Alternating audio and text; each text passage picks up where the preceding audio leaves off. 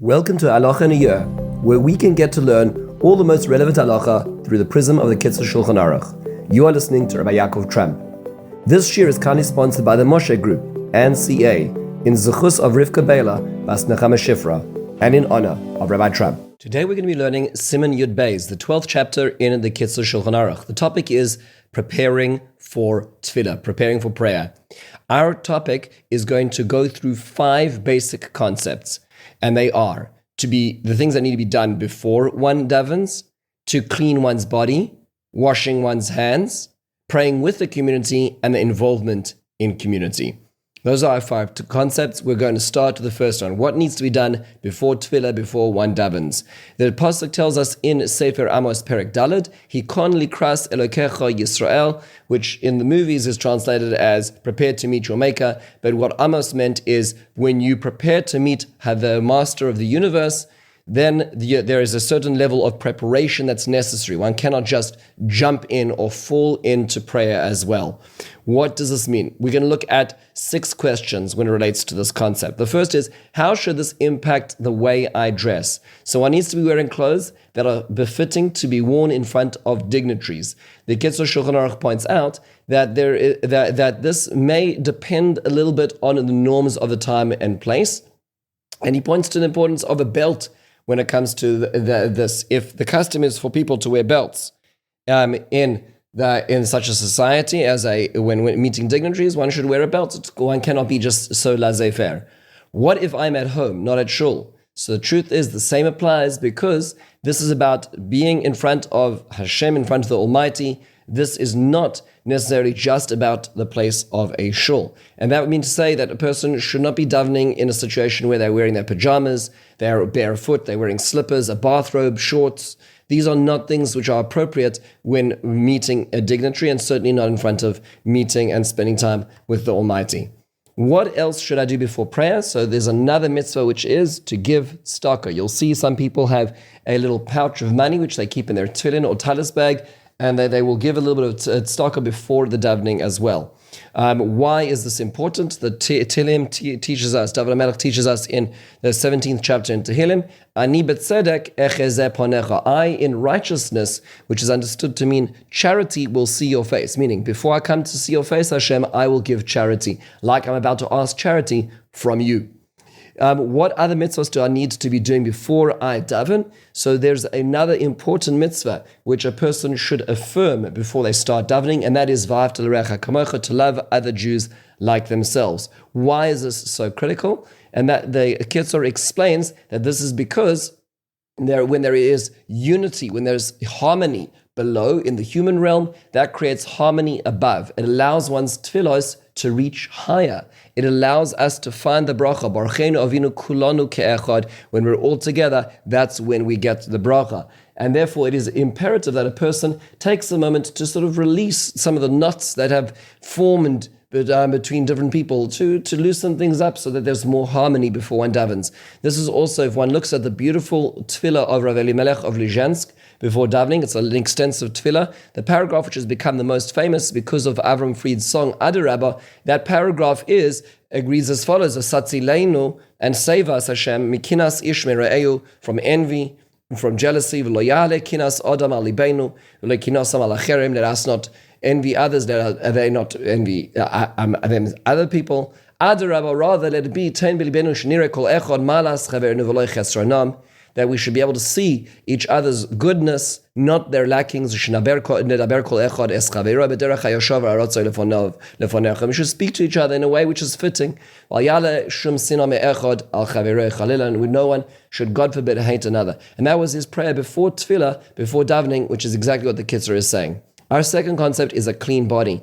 So the pasuk in Koheles, Shlomo Melech teaches us in the 4th chapter, Shmor raglocha kasher telech el beis Elokim, guard your feet before you go to the house of God. The Gemara in Brachos Daf Chaf Gimel Amud Aleph tells us that this refers to, what does it mean, raglecha, your feet? It's a euphemism for one's bowels and bladder. One should be careful one should take care of one's personal needs, one's bodily needs, before one enters the house of God, before one davens in front of Hashem.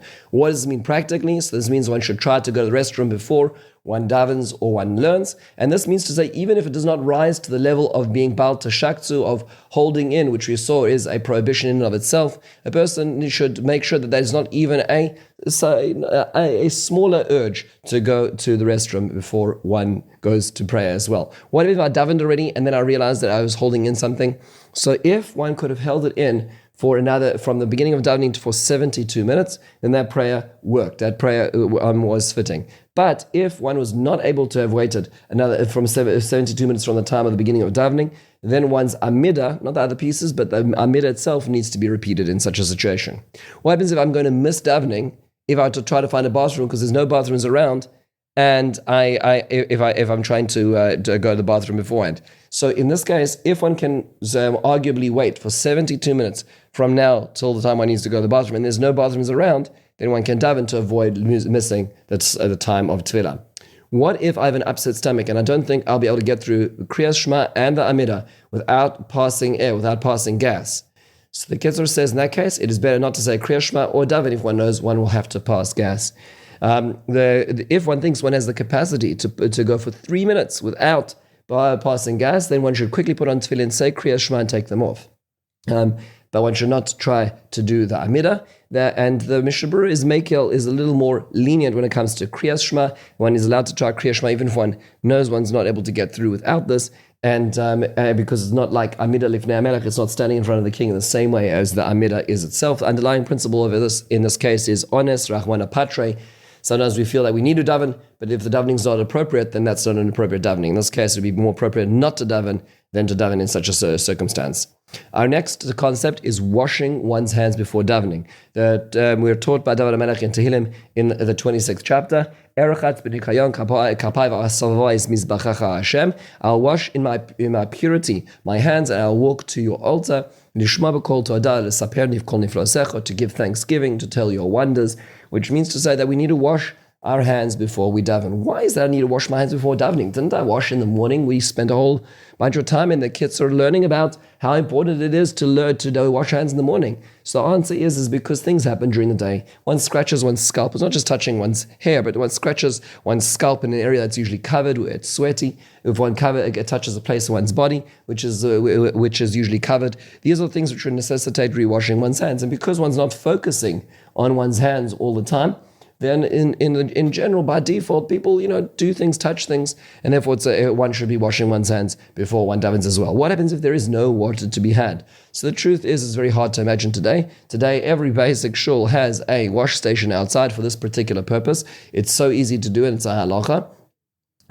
So it's very easy. It's very easy to do. However, if there is no water available, one's in a place where the water is not available, what should one be doing? So the Halacha teaches, the Gemara discusses this explicitly, that one should carry on going in the direction one was traveling for meal to find water.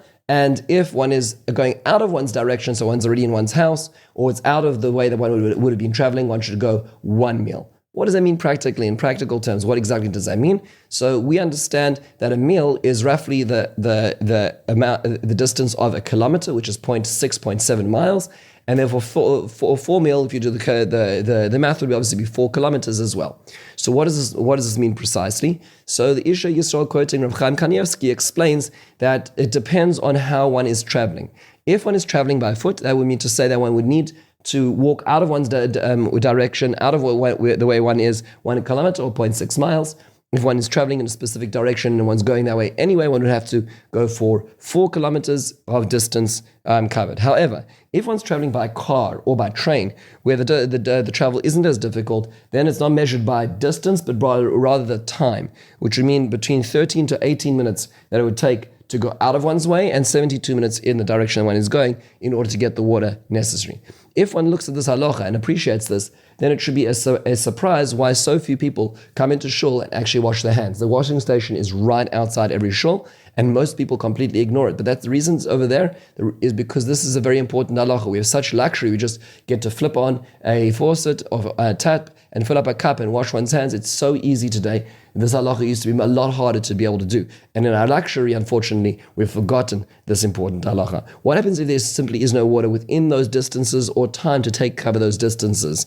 So in this case, one should use another cleaning agent, a Purell, or a cloth if there is no water available, which is hard to imagine in today's world. And finally, is there a bracha on this washing? And the answer is no. We saw beforehand, to necessitate a bracha, you need to have two basic reasons, and we only have one of them over here in this case. Okay, let's jump further into our fourth concept. The fourth concept is praying with the community. We're told in Tehillim, that we're taught in the 69th chapter in Tehillim,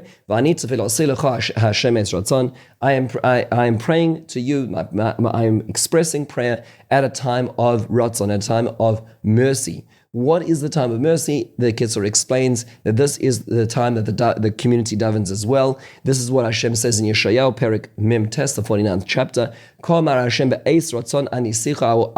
says, I will answer you at a time of ratzon, at a time of mercy, at a time that is fitting, and that is referring to the time when the community is davening. So much so that Tehillim in the 55th chapter tells us that that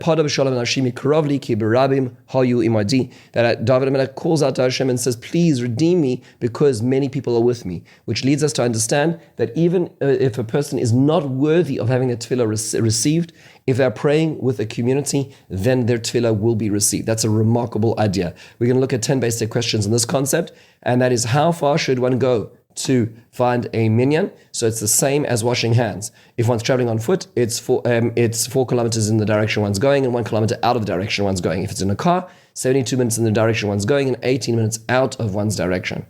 Where is it best to daven? So it's best to daven in a shul or in a beis medrash. What happens if there's no minyan in a shul or a beis medrash? One should still daven in a shul beis medrash rather than a home or anywhere else because it is a holy place. What if one has a choice between a beis medrash or a beis knesses, a shul or a beis medrash? Today, a lot of shuls have a beis medrash in them, but sometimes a beis medrash was a yeshiva where there was learning of Torah, and a shul is a place where people daven. What happens if one has a choice between the two? So if one is learning in the beis medrash, one is actually using the beis medrash for its purpose, which is learning of Torah, it would be better to learn and daven in the same place. But if one is not learning in the beis medrash, then a shul is better because a shul usually has more people there, and the concept that we have, which is countercultural for today, is Barav Am Hadras Melech, that it is greater honor to Hashem when there are more people who are there. It is better to find a shul which has more people in it because that is a greater expression of giving honor to Hashem as well. So, and that also should differentiate. That means to say that if one has two shuls to choose from, which one is actually better? So obviously the one that has more people is better because of Barav Am Hadras Melech. But another factor the Kitzur also points out is that if all things being equal, it is better to walk further for the schar halecha, the reward of walking to that shul. Easy example of this is if one is used to davening out of convenience on one's block in a basement for Friday night davening or for Shabbos afternoon, there is a greater mitzvah to go to shul where it is a holy place, not just a home, and get the schar alecha for doing this as well. On both those accounts would be the most appropriate thing to do. How early should one try to get to shul? So obviously one should get to shul before one starts davening, certainly in the morning for men because they need to put on talis and tefillin. But more than that, the Gemara in Brachos and Daf Ches Amud Aleph tells us in the Nebri Yoshua ben Levi that a person should always try to be among the first 10 people, 10 men to make the minyan, because then one gets one is able to get the reward of the other 10 who come after one. So one should try to be among the Asara Rishon and the 10 first to the shul. Where in the shul should I sit? So it really doesn't really matter so much, but one should try to have a makom kavua, a fixed place as well. Where should that makom kavua be? So it should be near a wall, because we learned from Yechezkel Melech that there was a place that he had which was near the wall, which was appropriate for his davening, less distractions as well. What happens if a guest took my spot? So it would be very counterintuitive to one's prayer to kick somebody else out, a guest in shul who came earlier than one to shul. One should bear in mind that would probably do a lot of damage to one's tefillah and that person wanting to come to shul. But one should be aware of the fact that in halacha, makom kavua means to say within 4 amos, within about 7 feet of one's place. So if one has to daven before oneself, it doesn't mean leaning over and taking one's siddur from that place to make the other person feel bad. It means just finding another siddur and working out davening in a parallel location. That's totally fine as well. What happens if I'm only able to daven at home? Let's say a person is sick and they cannot get to shul. What about at home? So the same halacha applies, and that is to have a makom kavua, to have a fixed place in the house that's a quiet, serene place to be able to daven there as well. Finally, last concept that we're going to be dealing with, and that is involvement in community, which relates to everything we're dealing with over here. First is, what should be the way I get to shul? So we know that going to shul is a mitzvah, so one should rush to get to shul, and one should be slow on the way out of shul.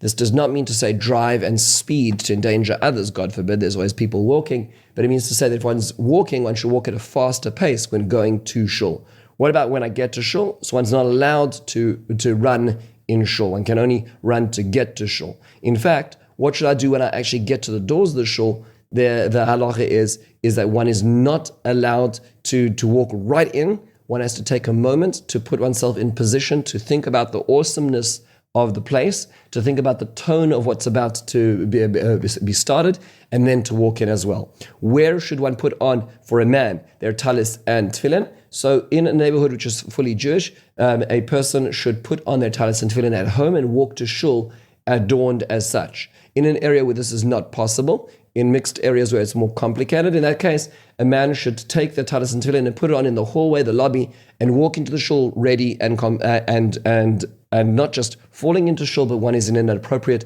manner entering the shul as well. What if I'm prevented from davening in shul because of circumstances beyond my control? And so in that case, it would be best to try to find a minyan and try to daven at one's home with that minyan. However, this is only during the time that the circumstances beyond which one control actually exist. So that means that, let's say a person is recovering from an operation and one is not able to leave, one is bedridden. If it's possible to create a minyan, that's wonderful. But there oftentimes that turns into being a convenience minyan which remains afterwards. That's not appropriate. That's not a matter which is beyond one's control, and that's taking people away from Borav Amad Hadras Melech, which is not appropriate in this circumstance.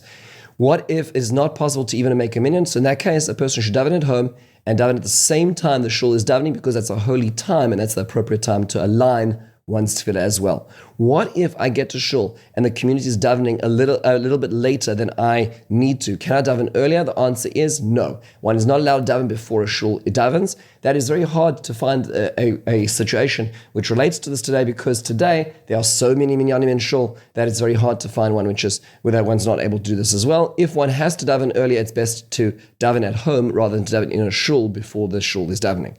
What if there just isn't a shul? There isn't a shul in this locale, so the halacha is that one is allowed to force, a minority of the community can force a majority of the community to participate in funding and building a shul in the case there isn't a shul, because that's considered a communal institution, and for building a beis medrash so that the shul has the community has a place to learn and a place to daven as well. What is the reward for someone who comes to shul in the morning, involved in community at day and night, and treats the shul with respect? The pasuk in Mishlei tells us that a person is promised to have a long life. Ki motzei motzah chayim, a person who finds me and makes this place special is a person who has found life, and we should all be zech, and we should all have the merit to see this. With this, we conclude this 12th chapter of the Kitzur Shulchan Aruch. In the meantime, have a wonderful and meaningful